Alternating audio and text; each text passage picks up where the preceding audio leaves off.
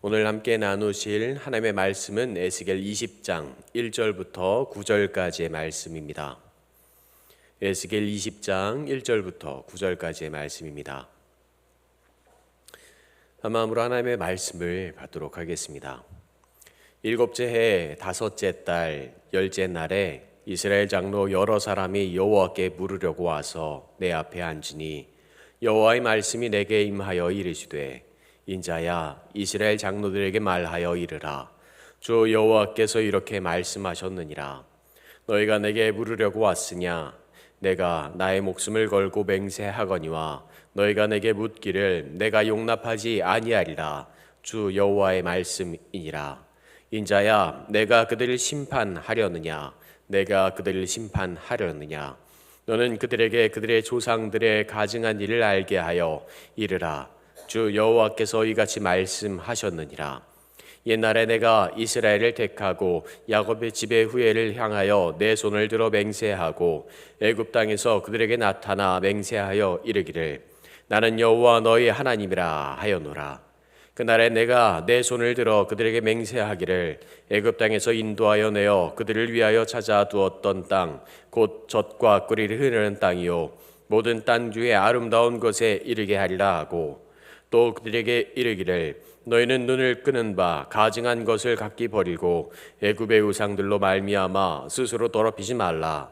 나는 여호와 너희의 하나님이라 하였으나 그들이 내게 반역하여 내 말을 즐겨 듣지 아니하고 그들의 눈을 끄는 바 가증한 것을 각기 버리지 아니하며 애굽의 우상들을 떠나지 아니하므로 내가 말하기를 내가 애굽 땅에서 그들에게 나의 분노를 쏟으며 그들에게 진노를 이루리라 하였노라.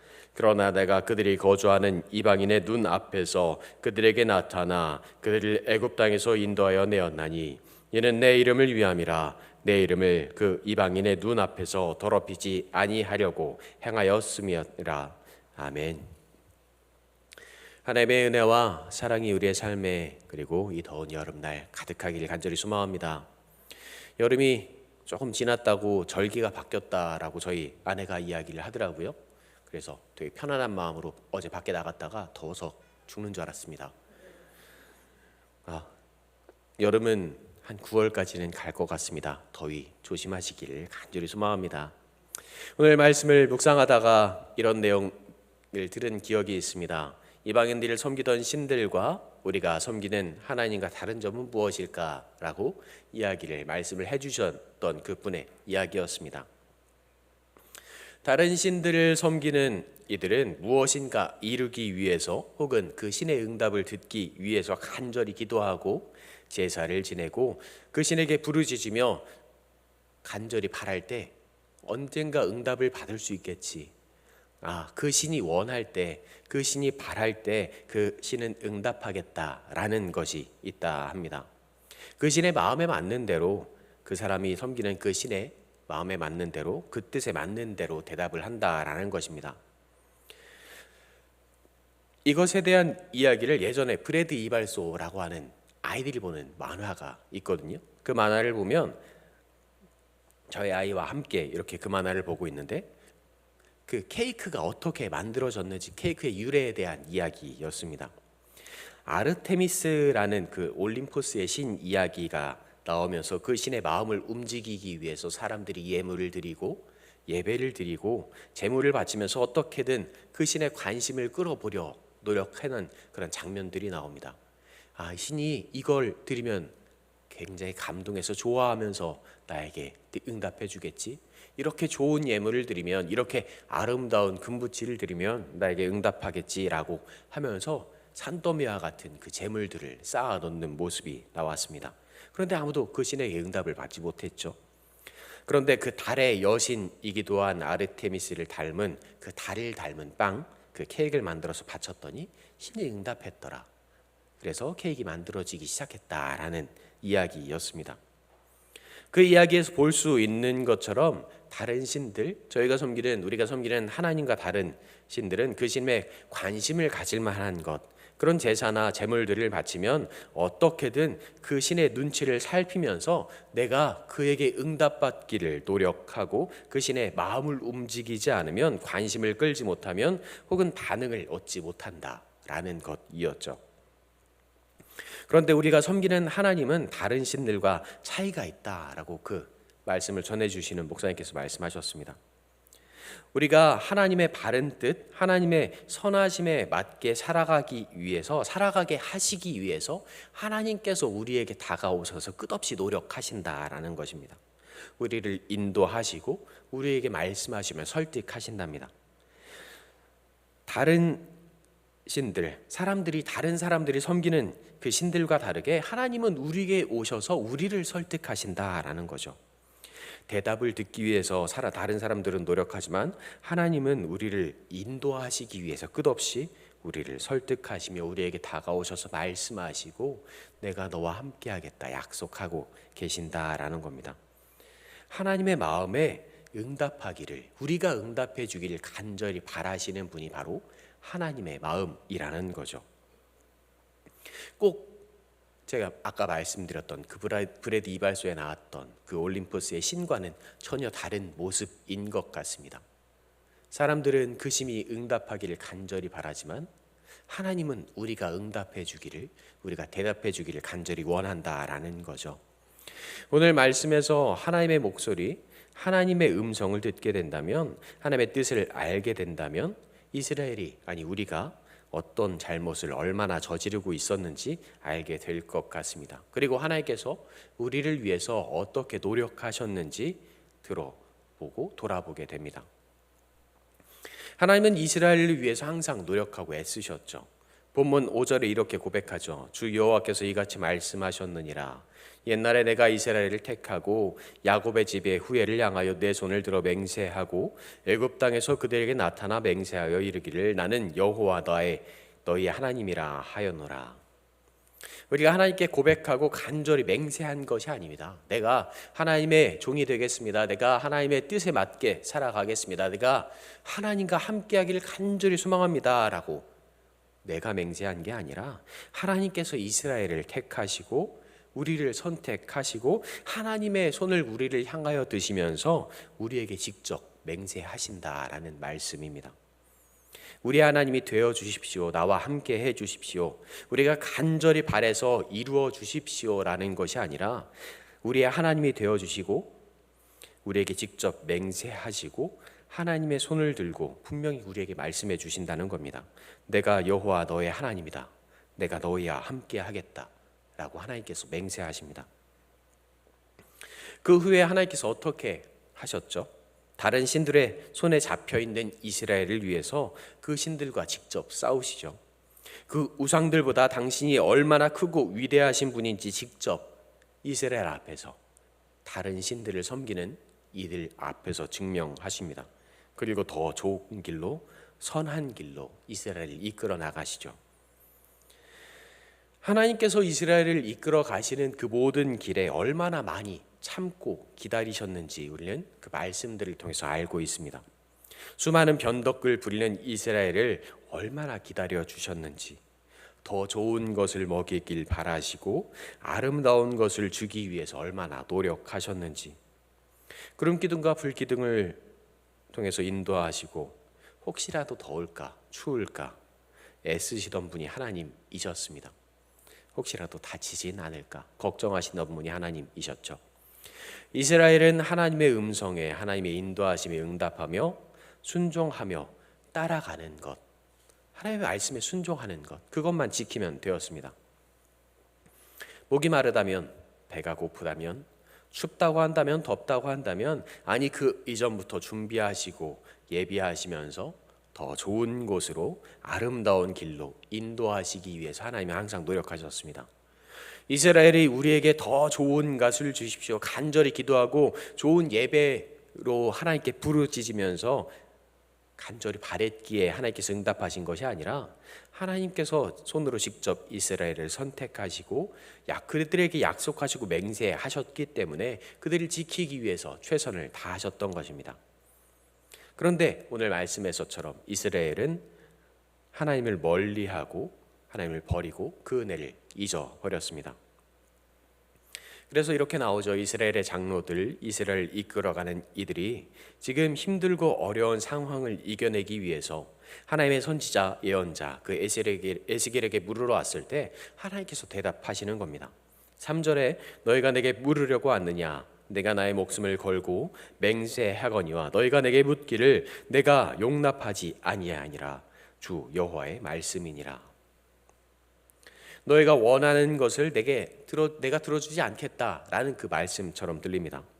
이스라엘이 원하는 것이 무엇입니까? 지금 처해 있는 그 두려운 상황에서 구원해 주시기를 간절히 바라는 거죠. 애굽에서 노예 생활을 하고 있었던 그 예전의 이스라엘과 같습니다. 그리고 하나님께서 다시 말씀하십니다. 인자야, 내가 그들을 심판하려느냐? 내가 그들을 심판하려느냐? 너는 그들에게 그들의 조상들의 가증한 일을 알게 하여 이르라. 그들을 너희가 심판하려느냐 물으십니다. 그리고 그들이 어떤 잘못을 저질렀는지 이야기해 주기 시작하시죠. 하나님의 사랑을 경험한 그 순간들을 우리는 기억을 하고 있습니다. 저도 그 기억하고 있습니다. 하나님의 은혜를 경험했고 고백했던 그 순간, 그 은혜의 순간이 얼마나 기쁘고 감사했는지 모릅니다. 아무도 나와 함께 해주지 않을 때, 아무도 나를 위로해 주지 않을 때, 아무도 나를 이해해 주지 않을 때, 나와 함께 하시며 나를 안아주시던, 위로해 주시던 그 은혜의 순간을, 가장 따스했던 그 순간을 기억하고 있습니다. 그리고 얼마나 감사했는지 모릅니다. 그리고 내가 지었던 죄들을 회개했던 그 시간들을 한번 돌아보게 됩니다. 순간순간 가지고 있었던 그 죄악들을 기억하고 내려놓았던 그 시간들, 하나님 앞에서 내가 이렇게 작아지고 있었지만 하나님께서 나를 이렇게 사랑해 주셨구나 라는 것을 다시 알게 되죠. 그런데 끝없이 그 죄악들을 반복해서 짓고 있는 저의 모습을 다시 한번 돌아보게 됩니다. 오늘 말씀을 이렇게 묵상하면서 그런 생각이 들었습니다. 부모로 살아온 시간이 길지는 않았지만 이 시간들을 통해서 내가 가장 후회하는 것이 있습니다. 그것이 바로 나의 부모님께 더 잘할 걸이라는 후회입니다. 아이가 태어나면 그 아이를 이렇게 안고 나서 가장 처음 들었던 생각이 이 작은 아이가 이렇게 무거웠구나 라는 생각이었습니다. 더 좋은 것을 먹이기 위해서 노력했고 더 그 아이가 바라는 것이 무엇일까 생각하기 위해서, 고민하기 위해서 많은 노력을 했습니다. 이만한 아이가 바닥에 누워서 자리에 누워서 울고 있으면 혹시라도 쉬를 하진 않았을까, 대변을 보진 않았을까, 달려가서 기저귀를 확인하고 배가 고프진 않을까, 밤새 뜬 눈으로 지새웠던 그 순간들을 기억합니다. 잠이 들지 않으면 그 아이를 재우기 위해서 품에 안고 내 허리가 끊어질 것 같지만 그 아이를 위해서 간절히 노래하고 애썼던 그 순간들을 기억하죠. 가장 그 아이에게 필요한 것이 무엇일까? 이 아이가 원하는 것이 무엇일까? 아니, 이 아이에게 지금 필요한 것이 무엇일까? 고민하고 주기 위해서, 그것을 만들어내기 위해서 노력했던 순간들이 기억납니다. 그리고 그 순간들을 가만히 돌아보게 되면 나를 위해서 그렇게 애쓰셨던 분이 계셨겠구나 라는 생각을 다시 한번 하게 되죠. 그리고 다시 후회하게 됩니다. 더 소중한 시간들을 만들어 나갈 걸. 함께 하자라고 말씀하셨을 때 바쁘다는 핑계로 일정이 너무나도 많습니다 라는 핑계로 함께 하지 못했던 그 순간들이 후회됩니다. 제가 저지른 잘못들이 다시 한번 생각나죠. 그리고 후회합니다. 눈물을 흘리기도 하죠. 이렇게 후회할 수 있는 이유는 내가 사랑받았다라는 것을 알기 때문입니다.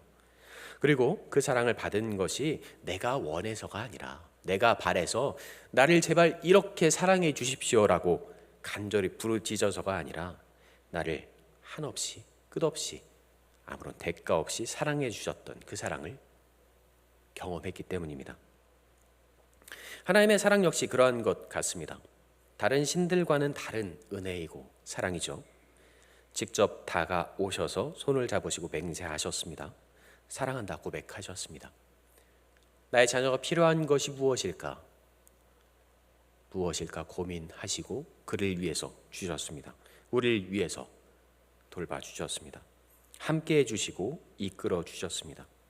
걸음마를 하고 있는 아이의 손을 잡고 나아가면서 이 길이 바른 길인지, 이 길이 옳은 길인지, 그 길로 가면 되는지 되지 않는지 하나씩 가르쳐 주셨습니다. 그런데 그 손을 뿌리치고 바쁘다는 핑계로 그 사랑이 필요 없다 소리쳤습니다. 그 은혜가 필요 없다 소리쳤습니다. 나의 욕심을 채우기 위해서 내가 바라는 것을 달라고 하나님께, 나의 부모에게 떼쓰고 고집 부렸습니다. 그것이 애굽에서 노예 생활과 같은 그런 삶이라고 할지라도 나를 다시 그 자리로, 나를 다시 그곳으로 돌려 놓으라 소리치고 있었습니다. 오늘 말씀이 우리에게 주시는 은혜가 바로 그것인 것 같습니다.